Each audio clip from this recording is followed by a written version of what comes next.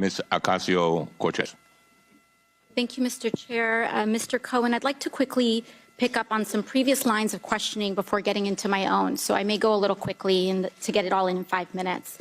First, my colleague from Vermont had asked you several questions about AMI, the parent company of the National Enquirer, and in that you mentioned a treasure trove, a quote, treasure trove of documents in David Pecker's office relating to information assembled from all these catch and kill operations against people who potentially had damaging information on the president. You also mentioned that the president was very concerned about the whereabouts of these documents and who possessed them.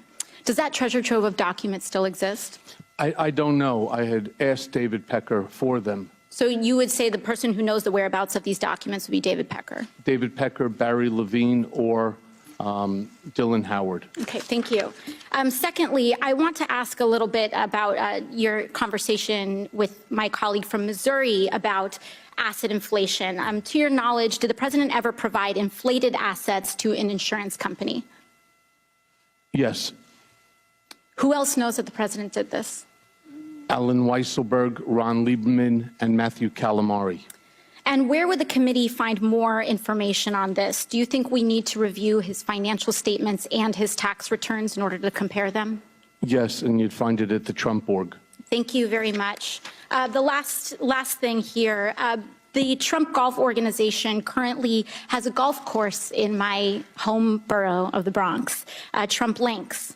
I drive past it every day, going between the Bronx and Queens.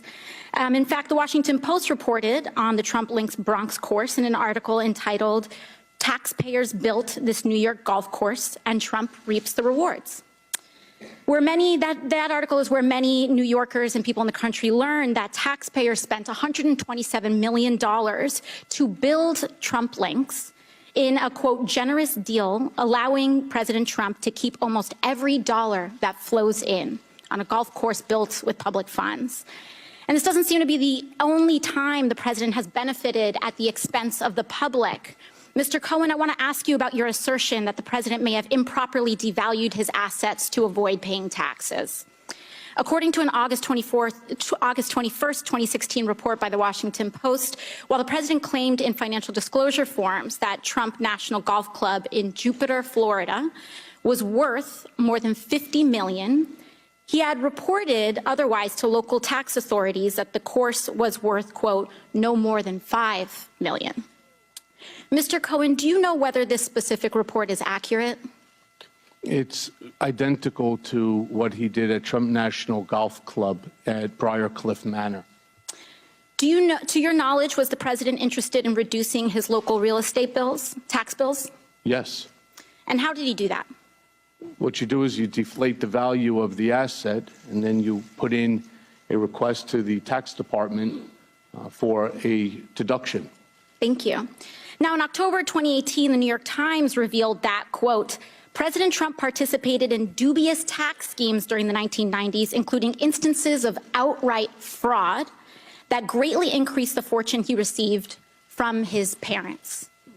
It further stated from Mr. Trump, quote, he also helped formulate a strategy to undervalue his parents' real estate holdings by hundreds of millions of dollars on tax returns, sharply reducing his tax bill when those properties were transferred to him and his siblings. Mr. Cohen, do you know whether that specific report is accurate? I don't. I wasn't there in 1990s. Who would know the answer to those questions? Alan Weisselberg. And would it help for the committee to obtain federal and state tax returns from the president and his company to address that discrepancy? I believe so. Thank you very much. I yield the rest of my time to the chair.